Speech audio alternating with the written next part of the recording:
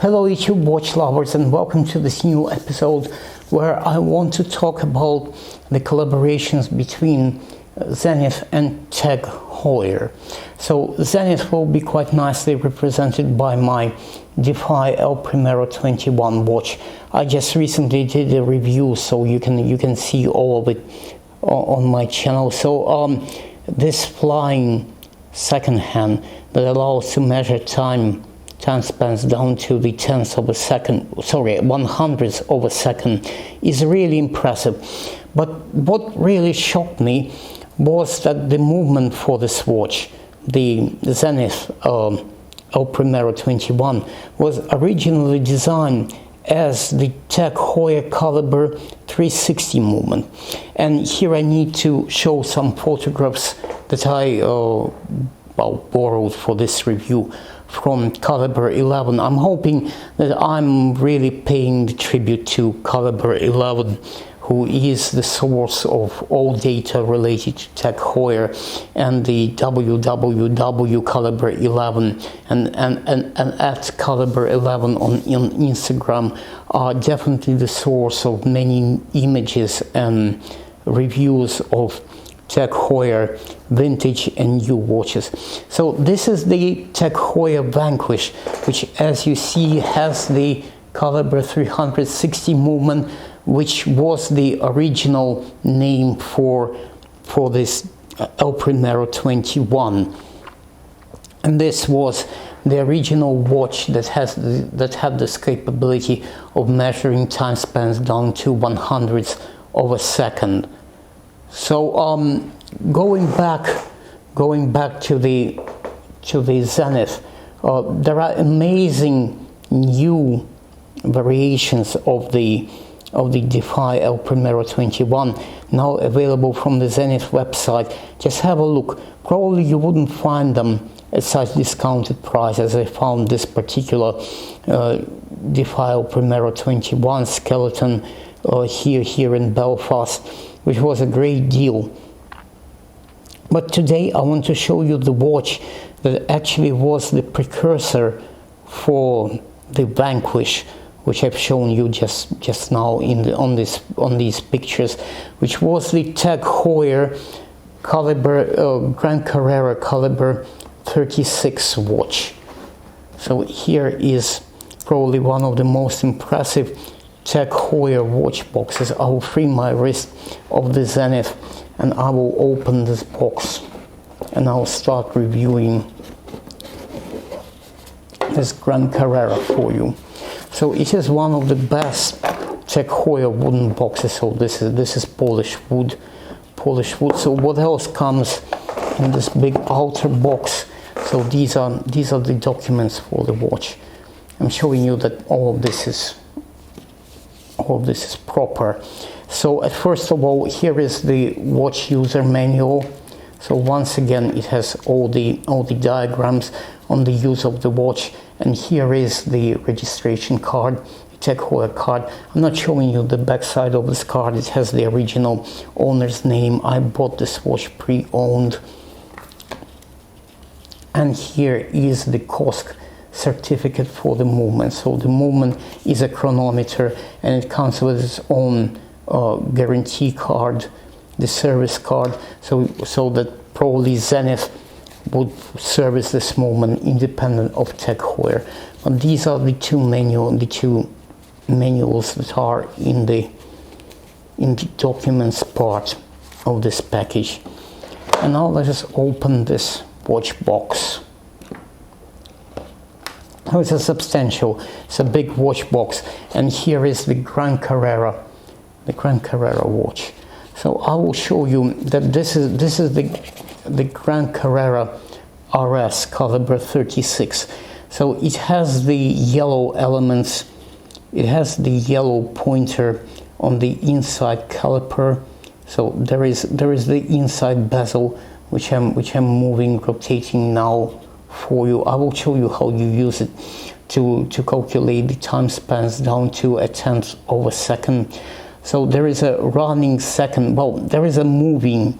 There is a display that there's a running second at 9, as usual for the El Primero 400 movement.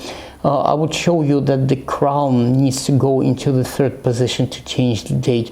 This is something that is very specific to the El Primero movements, and this movement is non-hackable, as most of the El Primeros down to, well, El Primero 21 actually is a hackable, is the only hackable movement between the El Primeros. But there is no real second setting on this 9 o'clock second register for this watch. The chronograph minute and chronograph hour registers are done as these discs, rotating discs, instead of the regular dials. And obviously there is a holder for these discs, which makes a very interesting and unusual arrangement for this Grand Carrera.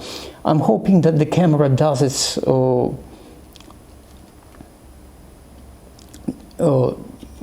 shows this watch pretty well, because I've seen many photographs of these watch which were just horrible, just don't give this watch what it really deserves in terms of looks. So now on my 17 centimeter circumference wrist, the watch, which is big, this is a 43 millimeter case. 43 millimeter case. It sits quite comfortably because of the lug-to-lug distance of this case. I'll go through all the parameters which I'm usually giving to you. So I hope that you are seeing this complex dial in all its beauty. So now, how do you measure the time spans down to a tenth of a second? So let us start the chronograph.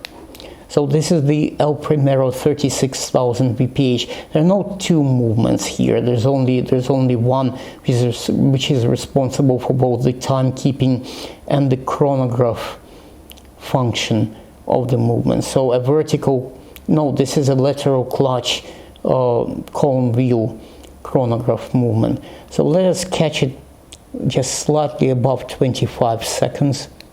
Okay.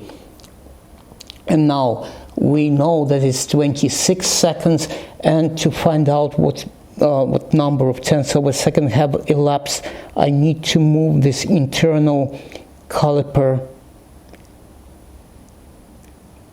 So, and once the yellow arrow is aligned with the second hand, I can actually find how many tenths of a second have elapsed. Really, it's starting to get blind, and need my magnifying specs just to look at this watch. So now we have 25. So it's 26.5. So 26.5 seconds elapsed. And this is a pretty high precision chronograph.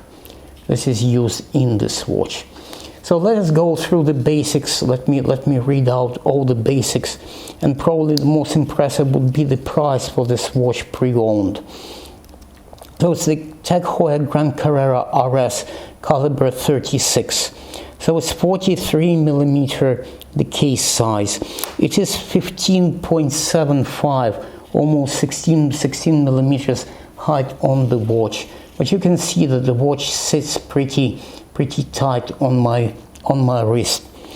So it has 48.5 millimeters lug-to-lug distance. So it's much smaller than, for example, the Zenith Defy. I'll just bring up the Zenith Defy to show you how the two watches compare one to one. So Zenith Defy was about 52 millimeters between the lugs, and no, more than 52. So it's 48.5 millimeter lug-to-lug distance on the Grand Carrera. The strap goes from 22 to 19 millimeters at the at the deployment clasp. So the movement is the Tag Heuer Callibre 36, otherwise known as the El Primero 400. So this is a non-hackable movement, so there isn't such a great option, but you've seen that it has all the chronometer specification. It is a COSC chronometer. So when it was released new, the price of this watch was about 6,500 GBP. So the beauty that today pre-owned, this watch can be had for in between 3,200 and 3,600 British pounds. So really great value. Now I want to warn you, when you go on Chrono24 and you start looking at the listings there, the watch just doesn't come off on the photographs as well as it comes out in real life, and you need to wear this watch to really appreciate how well it is made, how many small details there are around this dial, how complex is the design of the watch. Maybe too much for some people, but you've seen that I like my Defy Primero 21, and this watch is just a straightforward match for the Defy. It wears comfortably. I like wearing it. It is titanium case, titanium with some PVD on top of the titanium, but the watch is pretty light, and this was Tag Heuer's first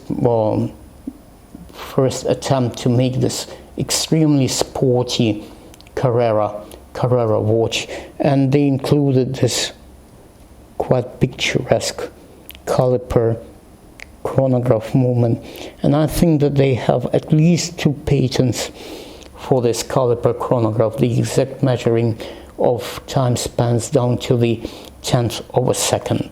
But to finish this, you can find a Tag Heuer watch which is even cheaper today, the Tag Heuer Callibre 36 watch, and these are the images that I made myself, and I hope I don't need to really reference them. So this is a Tag Heuer Carrera Callibre 36 flyback chronograph, so it's even more complex. It is not the El Primero 400 which we've seen in the previous Callibre 36 Carrera watch, but this is like the El Primero rainbow flyback watches. This is a more complex movement, and the watch retails for even less than the Grand Carrera that I've shown you as pre-owned.